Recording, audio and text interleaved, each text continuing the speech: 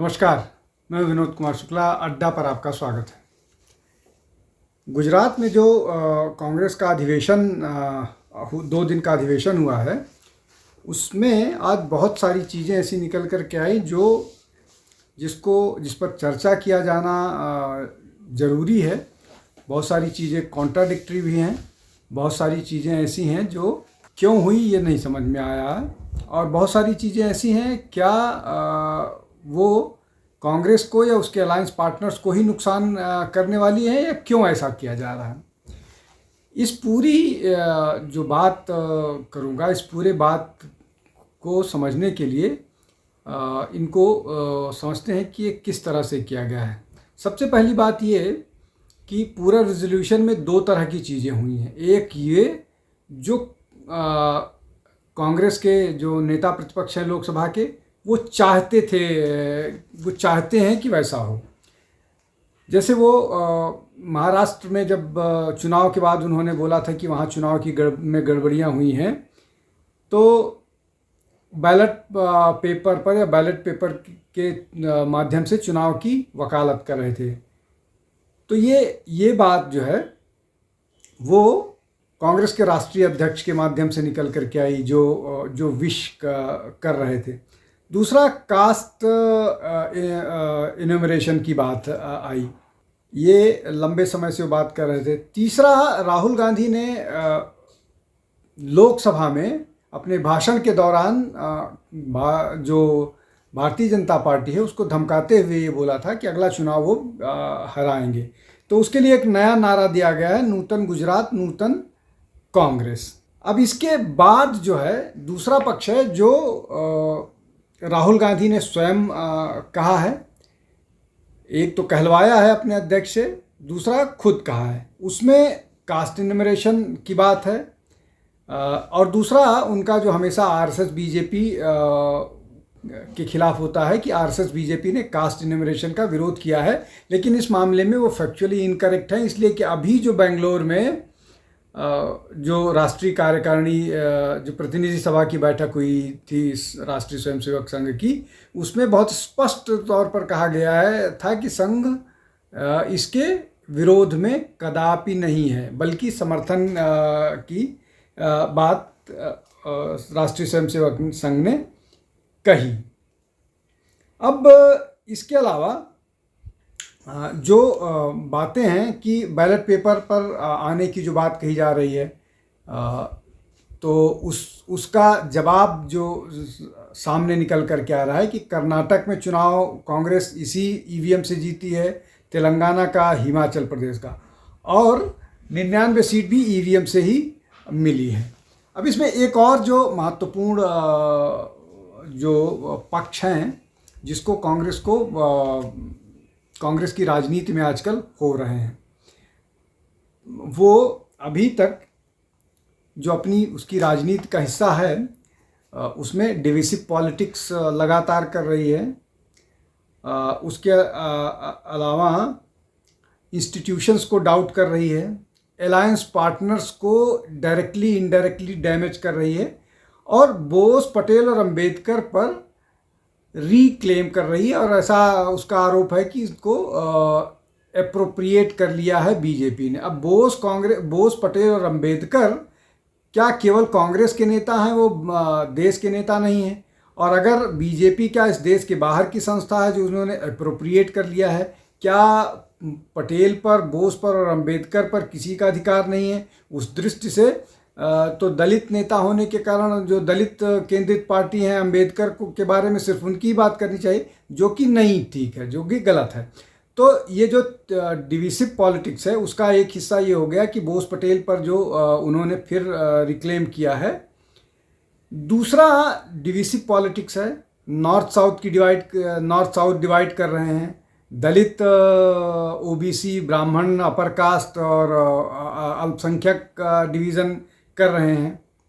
Institutions को doubt कर रहे हैं, पार्लियामेंट के इंस्टीट्यूशन को डाउट कर रहे हैं। अगर वो लॉ कोई पास कर रहा है तो उसको लेकर के उनके अपने नेता जा रहे हैं कोर्ट में। गाहे बेगाहे सुप्रीम कोर्ट को डाउट करते हैं, कंट्रोलर और ऑडिटर जनरल को डाउट करते हैं, इलेक्शन कमीशन को, इंस्टीट्यूशंस हैं उनको उन पर प्रश्न चिन्ह लगाते हैं। अब इनमें सबसे महत्वपूर्ण बात यह है कि अपने ही पार्टनर जो इनके अलायंस पार्टनर्स हैं उनके खिलाफ जा रहे हैं। जैसे अगर ये ओबीसी एनुमरेशन की बात कर रहे हैं और राहुल गांधी ये कह रहे हैं कि ओबीसीज को हमने जितना अधिकार मिलना चाहिए वो नहीं दिया और अब हम उसको रिविजिट करेंगे, तो क्या जो उनके साथ ओबीसी सेंट्रिक पार्टी हैं उनका क्या होगा, वो क्या करेंगी और उनको क्या करना चाहिए? क्या वो अलायंस के, क्या वो कांग्रेस के साथ अलायंस में फिट हैं या नहीं है? क्योंकि अगर वो ओबीसी पॉलिटिक्स की बात करते हैं तो सेम ओबीसी पॉलिटिक्स की बात आरजेडी करती है, राष्ट्रीय जनता दल बिहार में।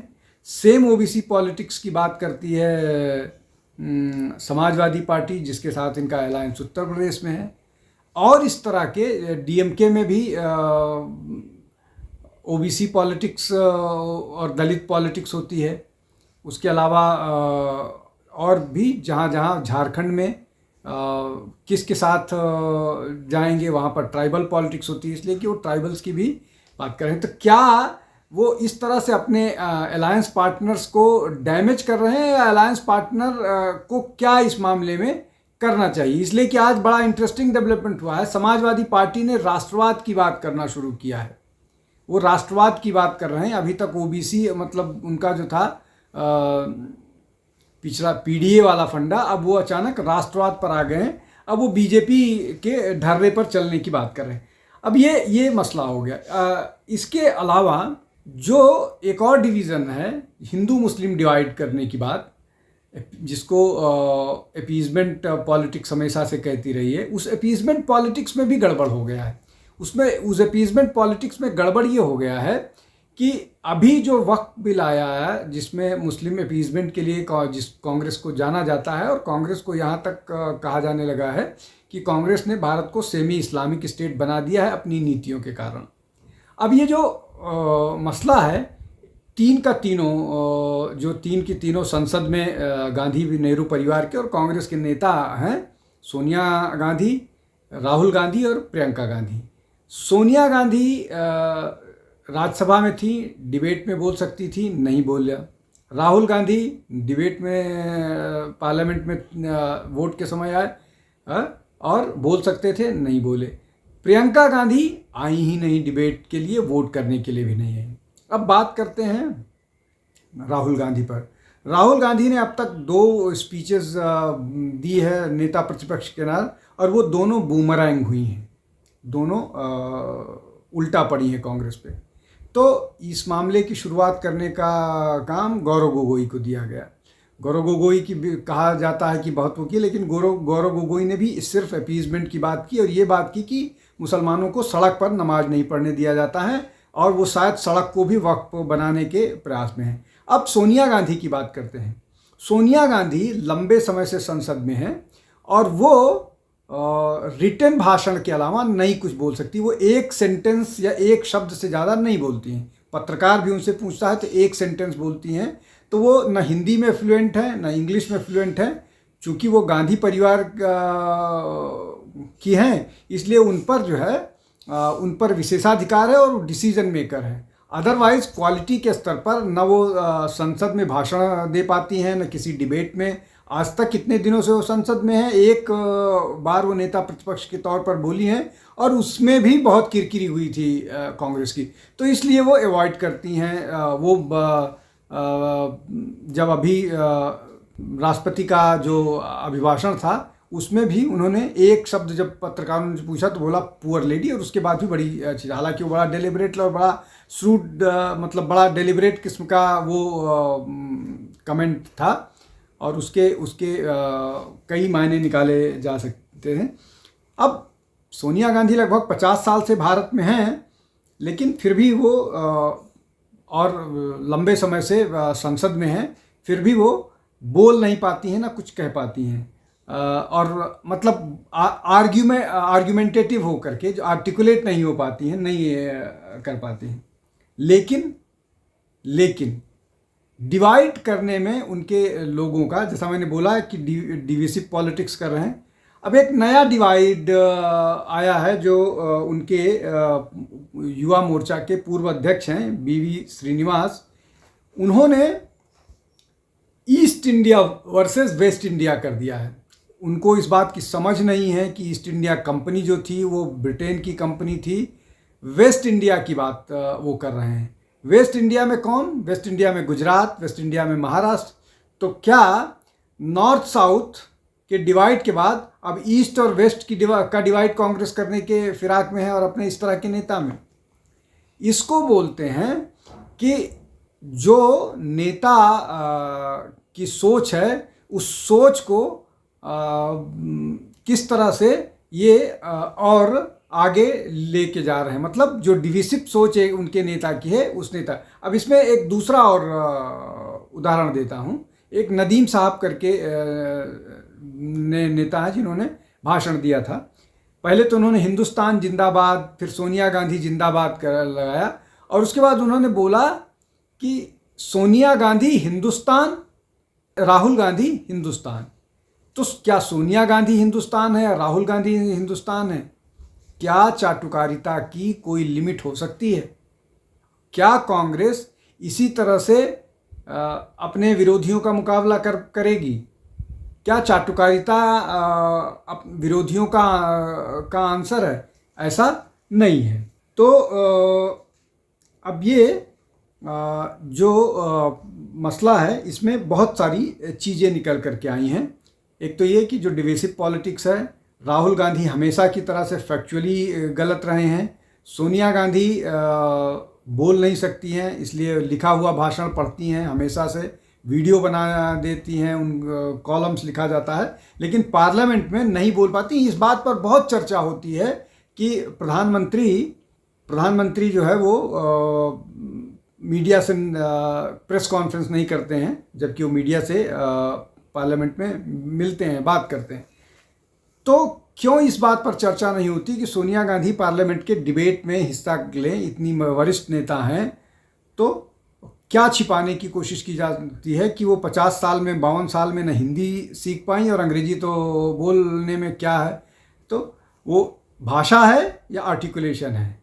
अब ये जो दलित और ओबीसी वाला मामला है, दलित और ओबीसी में जो सारा का सारा मामला है, दलित ओबीसी को किस तरह से कांग्रेस अपने तरफ ले आएगी, क्या उनके पास प्लान है? और इस मामले में जो उनके अलायंस पार्टनर हैं, जैसा मैंने 2 का नाम लिया, तीसरा डीएमके है, उसके अलावा उनको और राज्यों में जहां इस तरह की दिक्कत होगी उसको कैसे हैंडल करेंगे? क्या ये लोग एक दूसरे का ही वोट खींचने के फिराक में हैं? ये आपस में इस मामले में अभी जल्दी ही सिर फुटौल की संभावनाएं हैं, इसलिए कि जब एक दूसरे का ही वोट बैंक, इसलिए कि कांग्रेस के पास अब कोई भी अपना वोट बैंक नहीं बचा हुआ है। अब वो सिर्फ दूसरे पार्टी के कंधे पर चढ़ करके कुछ सीटें जीत सकती है, जैसा वो उत्तर प्रदेश में लोकसभा के चुनाव में जीता, झारखंड में विधानसभा के चुनाव में जीता, महाराष्ट्र में सारी कोशिशों के बावजूद, इतना अलायंस के बावजूद भी क्या हश्र हुआ वो सबको मालूम है। हरियाणा में क्या हश्र हुआ, तीसरी बार उत्तर प्रदेश दिल्ली में अकेले चुनाव लड़े और 2 टर्म के एमपी दीक्षित साहब को 4000 वोट मिले। तो क्या स्थिति है कांग्रेस की, वो कांग्रेस को समझ लेना चाहिए। तो इस पूरे प्रकरण में जो मतलब जो अधिवेशन गुजरात में हुआ, उस अधिवेशन से क्या हासिल हुआ है कांग्रेस को, ये समझने वाली बात है। मुझे तो कम से कम कुछ नहीं समझ पाया कि क्या हासिल हुआ है और क्या दिशा बनी है जिससे वो गुजरात और 2029 का लोकसभा चुनाव जीतने की योजना पर काम कर रहे हैं। आज के लिए बस इतना ही। बहुत बहुत धन्यवाद। आप हमारे चैनल को लाइक कीजिए, शेयर कीजिए, सब्सक्राइब कीजिए, जिससे ज़्यादा से ज़्यादा लोग हमसे जुड़ सकें और हम और बेहतरीन वीडियो लेके आपके समक्ष हाजिर हो सकें। बहुत बहुत धन्यवाद। नमस्कार।